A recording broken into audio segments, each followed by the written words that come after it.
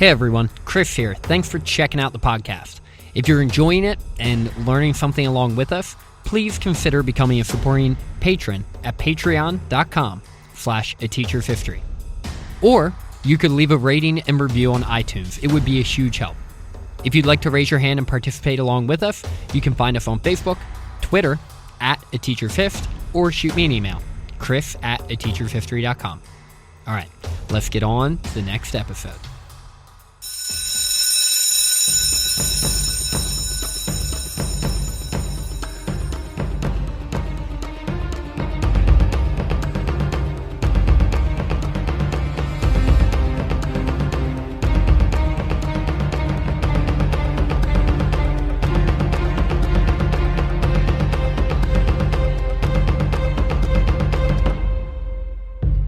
Hello, and welcome into A Teacher's History of the United States.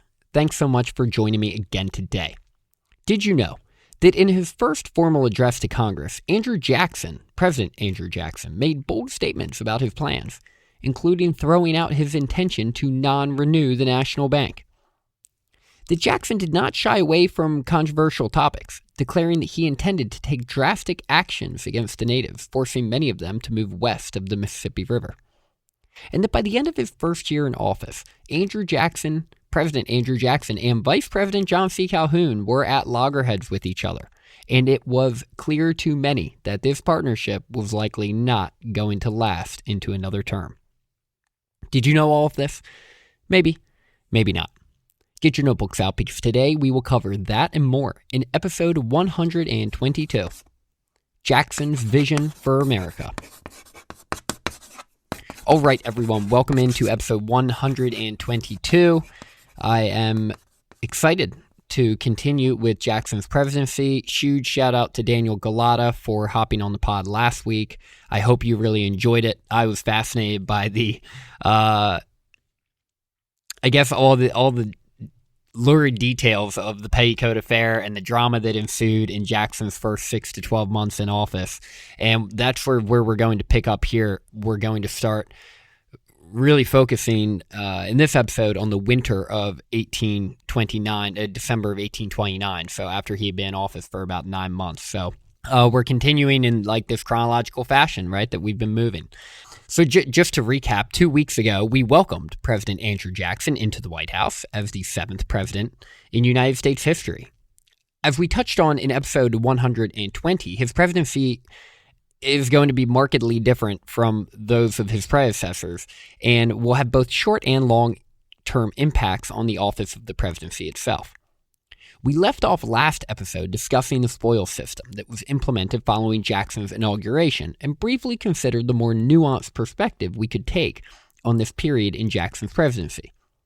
In this episode and future episodes on Jackson, there will be a handful of subjects that will need this more nuanced approach in order to more fully understand them. So, we left off in episode 120 talking about Jackson's use of patronage in the federal government and recognized that the truth about the practice likely lies somewhere in between, in this gray area. We will never really know how much he was motivated by political revenge or was truly looking to better our government.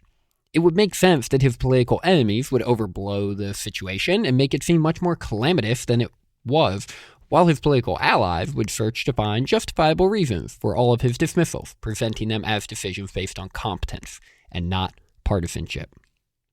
Last week, we welcomed on a special guest, as I mentioned, Daniel Galata, to go in-depth with the first major event in Jackson's presidency, the Petticoat affair. And this, as you'll recall, all started from a seemingly unimportant marriage of a cabinet member to a widow. But man, did it blow up into something no one could have really predicted.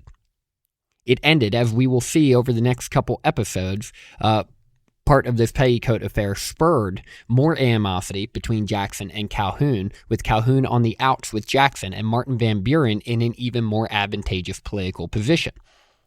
And with Jackson setting the precedent that he was going to be a lot different than any president who would come before him, which I know I've mentioned quite a few times, so I'm sure you're aware of that by now. Now, it's important to keep in mind that at this time, the size of the federal government, which I sort of mentioned last week too, was pretty minuscule. compared to what it is now. Most of the services that were provided through the government were done through state and local governments. And because of that, Congress didn't meet for very long. They had one session each year and spent about half of their time at home away from Washington, D.C.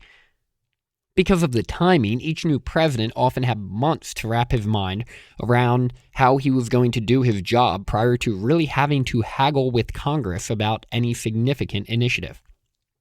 Because of this, and because of the nature of the 19th century life, it sometimes became easy to get distracted by seemingly trivial things like the petticoat affair. But once Congress did return, President Jackson pivoted his attention to what was really important: running the country.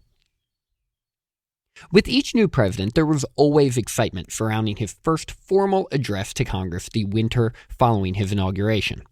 And with Andrew Jackson, there was even more excitement. Everyone knew that he was a big personality and that he was likely going to have very strong opinions about the direction of the nation. So, many were on the edge of their seats on December 8, 1829, when Jackson was set to formally address Congress. And like many other times in his life and career, Andrew Jackson did not disappoint. Jackson first focused on foreign affairs, stating that it was his desire to continue to foster a friendly relationship with Great Britain. Wait, what? Seriously? This is General Andrew Jackson we're talking about. This is the same guy who had his older brother Hugh killed by the Redcoats. This is the same guy who was captured by a Redcoat, held prisoner, and had a permanent scar on his face when that same aforementioned Redcoat slashed him with a sword for refusing to shine his boots. Not to mention, both Jackson and his brother Robert contracted smallpox while in that captivity, an illness that his brother Robert eventually died from. I mean, this is the same guy who led the charge against the British at New Orleans and was well known for his brutality toward the Redcoats. What gives? Well, the likely answer to that was that his Secretary of State, Martin Van Buren, told him to include it in the speech.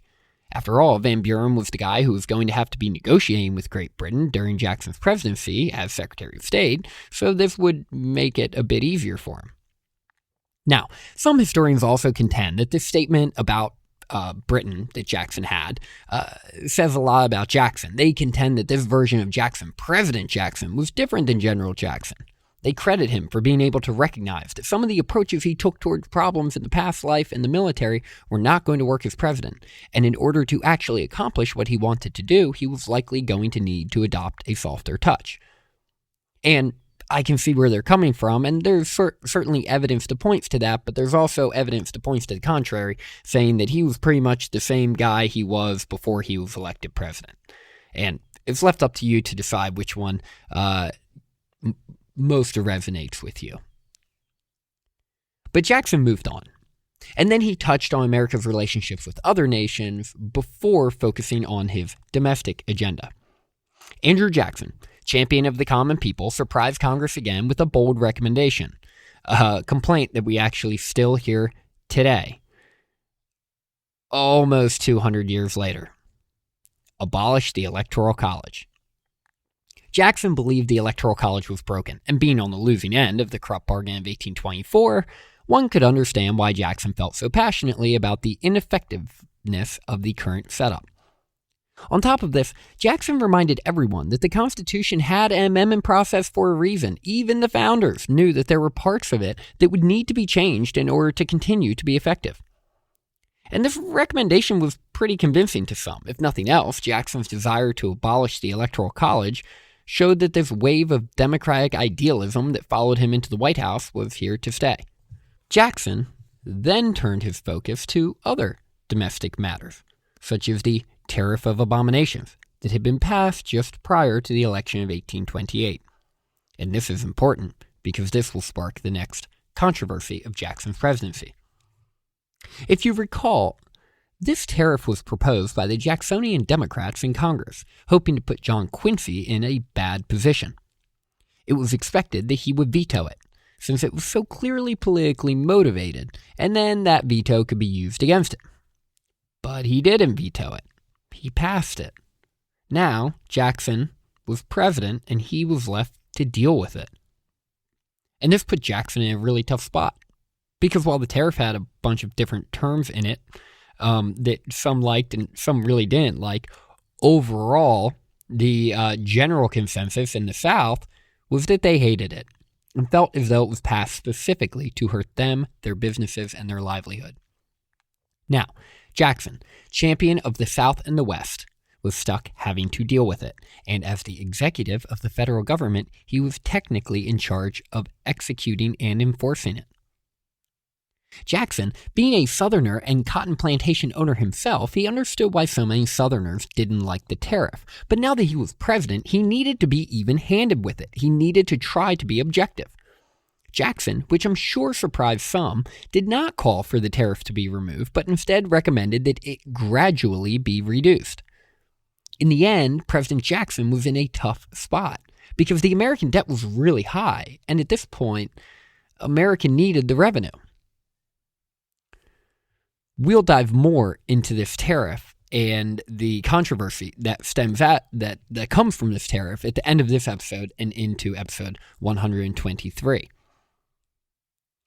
So, speaking of revenue, the issue of revenue gives us a bit of a glimpse into Jackson's perspective on the American government, too, and what role federalism played.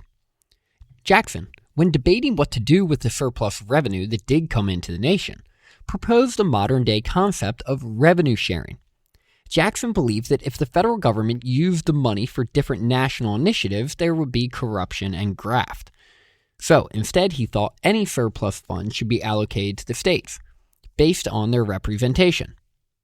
This idea, along with his views on other foreign and domestic issues, showed that Jackson was interested in protecting the power and authority of the federal government while also maintaining the independence of the individual states. Basically, Jackson wanted to limit what the federal government did. But when it did do something, its supremacy should go unchallenged. So, he was in favor of federal government supremacy, but was simultaneously protective of the concept of state sovereignty. As Jackson will find out, this is going to be a difficult compromise to continue to strike. This is important to note because this will be challenged time and time again throughout his presidency and will become a defining characteristic of his 2 terms in office. So, with this being said, most congressional members were curious as to how Jackson planned on dealing with the only elephant left in the room: Native American land claims. Having had so much first-hand experience fighting with and against the natives, Jackson's view on this would certainly be unique. Jackson acknowledged that there was currently a bit of controversy brewing in Georgia and Alabama, in which the Cherokee and Creek tribes were refusing to follow certain state laws because they were claiming tribal autonomy. Thus, they weren't required to follow the state laws, according to them. Obviously, the states were not on board with this behavior and didn't allow this autonomy claim to be recognized. So the natives appealed to Jackson and the federal government for protection. Jackson denied their claim. He pointed to the provision in the Constitution that did not allow a state to be created within another state. Therefore, using that logic, he said that, quote, autonomy to the Indians was tantamount to creating such new states. And Jackson seemed to have a practical point here. He contended that no American citizens in northern states would allow all of the different native tribes to create their own autonomous nation state within the borders of an established state. It was just inconceivable. So all you northerners who are going to get upset with what I'm about to propose, just check yourselves and don't throw stones if you live in glass houses. It was because of this reality that Andrew Jackson genuinely believed there was never going to be a peaceful relationship between the states and the native tribes east of the Mississippi. Ever. Jackson explained, and this quote is long but really important, so please listen closely. He explained that, quote, our ancestors found them, the uncontrolled possessors of these vast regions. By persuasion and force, they have been made to retire from river to river and from mountain to mountain until some of the tribes have become extinct and others have left but remnants to preserve for a while their once terrible names. Surrounded by the whites with their arts and civilization, which by destroying the resources of the savage, doom him to weakness and decay. The fate of the Mohegan, Narragansett, and the Delaware is fast overtaking the Choctaw, the Cherokee, and the Creek. That this fate surely awaits them if they remain within the limits of the state does not admit of a doubt. Humanity and the national honor demand that every effort should be made to avert so great a calamity. It is too late to inquire whether it was just in the United States to include them and their territory within the bounds of new states. That step cannot be retraced. A state cannot be dismembered by Congress or restricted in the exercise of her constitutional power. But the people of those states, and of every state, actuated by feelings of justice and a regard for our national honor, submit to you an interesting question: whether something cannot be done consistently with the rights of the states to preserve this much injured race. So, in essence, Andrew Jackson is recognizing that the present situation between the Native Americans and the white Americans is less than ideal. But, from his perspective, the cohabitation of these two peoples is never going to work. In the history of European colonization of North America, it never did work and it never will work, according to Jackson. He points out that every tribe that has been infiltrated by white Americans has been destroyed either intentionally through force or unintentionally through disease and disruption of their livelihood.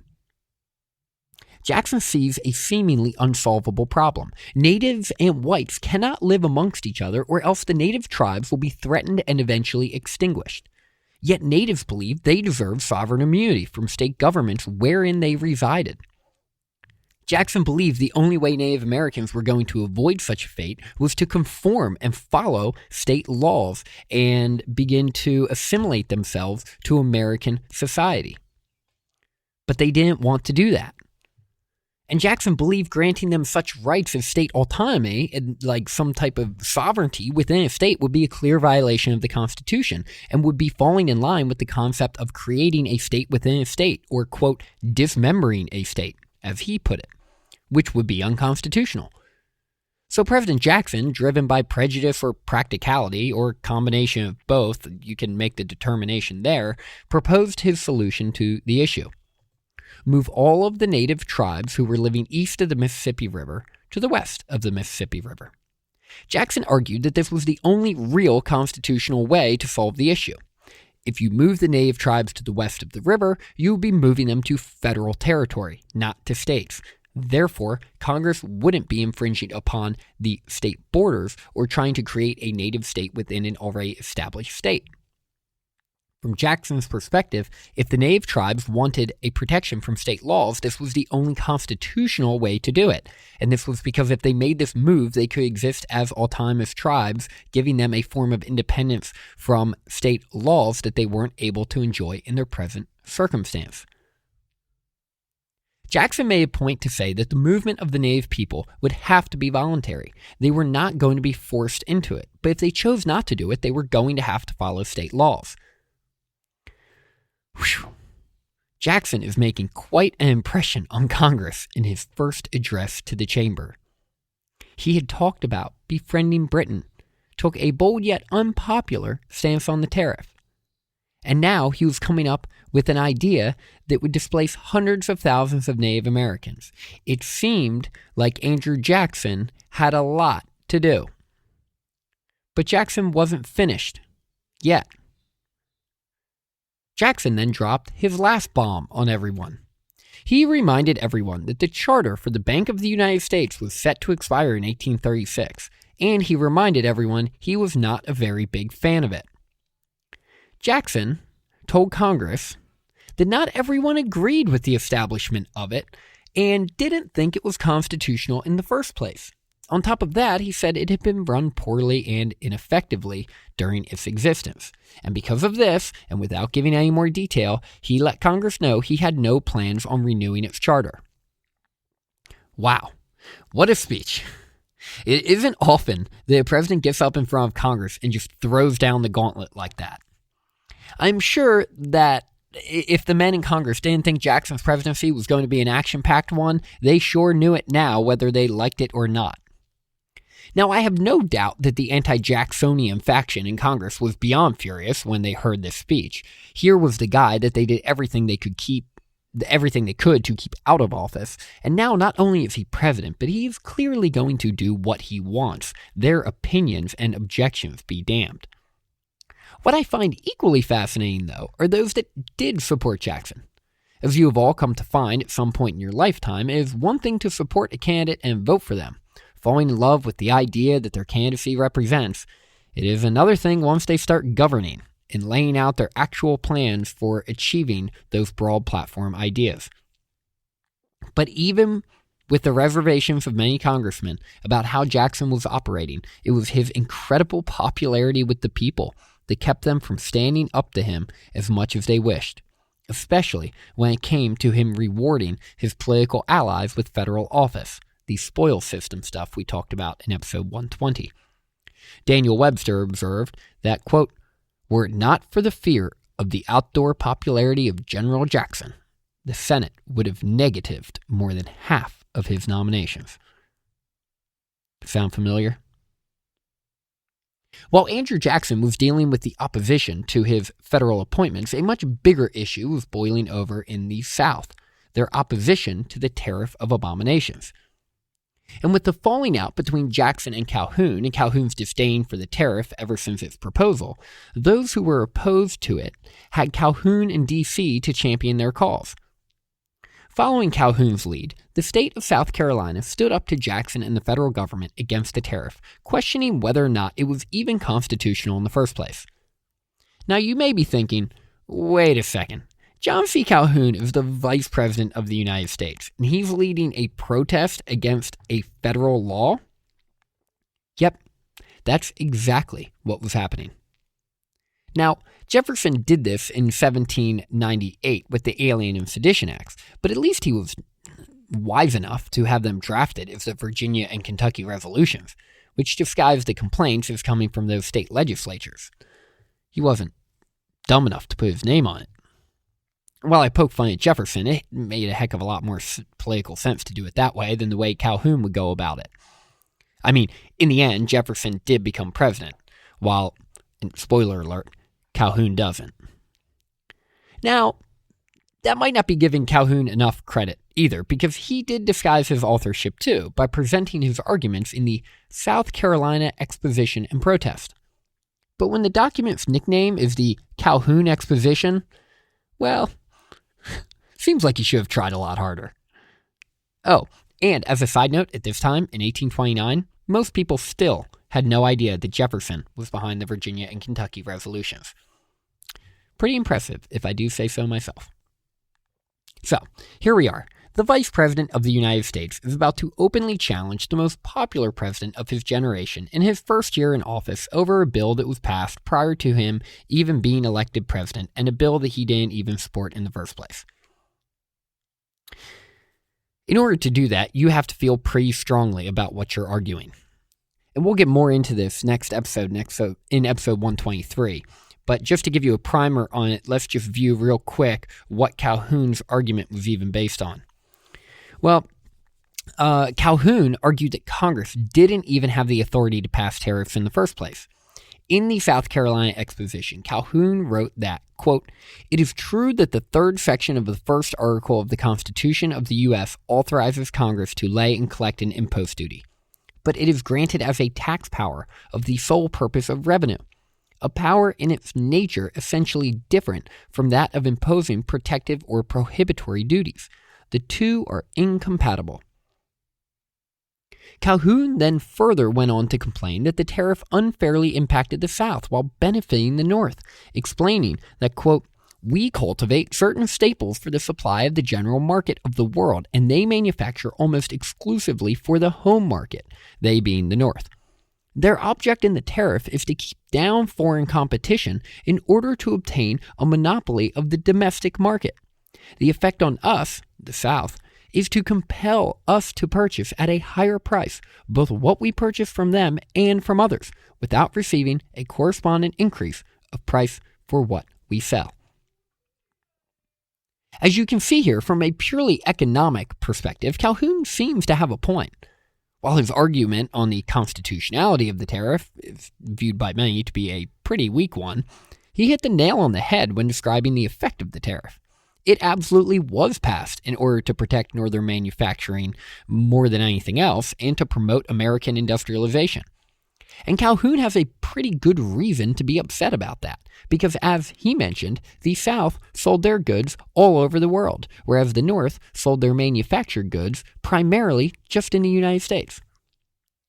Therefore, it is now going to cost the South more to buy goods since they have to pay higher prices for foreign goods because of the tariff, or they have to buy it from the North, which inherently had higher prices. On top of that, the world markets that they were selling their crops to will have less money to spend because they are not able to sell as much into the U.S. due to the increased tariff. Lastly, Calhoun makes it clear in simple terms why this is so wrong. The tariff is directly protecting Northern manufacturing and promoting the sale of their goods within the U.S., whereas the South isn't able to raise their prices on their products at all. And in fact, their primary buyers have less money to buy it. When you look at the tariff from the perspective of Calhoun and those that shared his worldview, you can understand why this tariff garnered the nickname the Tariff of Abominations. After clearly laying out why it was for all practical purposes an unfair piece of legislation, Calhoun then pivoted to a more macro approach to the political problems that allowed this to happen in the first place, taking a shot at the concept of democracy, which of course was exactly what Jackson had been championing for the last decade. Quote, "No government based on the naked principle that the majority are to govern, however true to its maxim in its proper sense and under proper restrictions, ever preserved its liberty even for a single generation. The history of all has been saying, injustice, violence, and anarchy, succeeded by government of one or a few. An unchecked majority is a despotism, and government is free and will be permanent in proportion to the number, complexity, and efficiency of the check by which its powers are controlled." From Calhoun's perspective, this momentum toward a more democratic form of government was dangerous. If the majority, which would likely favor Northern perspectives because more people lived there, was to always get what they wanted and pass laws like the tariff that could blatantly inhibit the freedom and independence of the minority, that is no different than being ruled by an authoritarian government that is forcing despotic rule on its people, Calhoun argued. And look, I mean, it all makes sense. Calhoun is 100% correct in that the Founding Fathers specifically worried about such things. I mean, heck, James Madison made almost the exact, he did make the same argument in one of his Federalist Papers about the dangers of factions, and he recognized that the majority can be a faction too. The fear that Calhoun and his allies had was that if the government became a purely democratic one, the North would have all the political power. Once they gained all the political power, they would be able to amend the Constitution or pass more laws like this tariff that blatantly favored them at the expense of the South. And removing ourselves from this specific situation and recognizing, right, we can recognize now that the driving force behind most of this was the desire to keep slavery, which none of us are on board with. We can at least understand Calhoun's objective argument about the concept. And I think it makes a lot of sense. With these arguments laid out, Calhoun asserted that it was essential for the federal government to limit its power over the states. After all, the 10th Amendment pretty explicitly says that. Quote, "The powers not delegated to the United States by the Constitution, nor prohibited by it to the states, are reserved to the states respectively, or to the people." Further, Calhoun asserted that since it is the federal government who he had beef with in the first place and who he thought was in the act of an unconstitutional power grab, it didn't really make sense to have the federal government be the ones to determine whether he was right or wrong. They can't be the judge and defendant in the same case at the same time. Calhoun argued that instead, it was actually up to the states, and the states needed to determine, same argument Jefferson and Madison made in the Virginia and Kentucky resolutions, the states needed to determine whether or not the action from the federal government was constitutional. For that is what the right of state sovereignty provided for them. If you were to take away the rights of state sovereignty or the rights of the states to make this determination, you would be taking away their constitutional rights. Therefore, in the end, Calhoun was arguing the basic premise that threatened the federalist system that had been so delicately established up to this point. The states have the right to determine whether or not a federal action is constitutional, argued Calhoun. And if the state determines that it isn't, then the state doesn't have to follow the mandate from the federal government. Calhoun was rephrasing Jefferson and Madison's ideas. Calhoun said, and this is all based on the concept that the states agreed to be governed by the Constitution. If the federal government passes and enforces laws that violate said Constitution, what justification could the federal government possibly have in trying to force the states to abide by it? In the end, Calhoun was arguing for a state veto power of the federal government. In other words, the state could nullify a federal law if they deemed it to be infringing upon their constitutional rights. Thus began the nullification crisis. As you pack up your things, I'd like you to think about just how powerful this speech, December 8th, 1829, was for Jackson. He outlined the next 3 primary controversies he's going to be dealing with in his first term as president. And we just got into a bit of detail about the first one, the nullification crisis, which we'll cover in episode 123. After the nullification crisis, we will then examine Jackson's war on the Bank of the United States, and then get into detail about Indian removal. It will be a very fascinating, very interesting, and detail-packed next 3 episodes all about how Andrew Jackson was changing the presidency and putting his mark on the United States of America. Thanks for listening, and hopefully now you can take pride in knowing just a little bit more about the history of the United States. Class dismissed.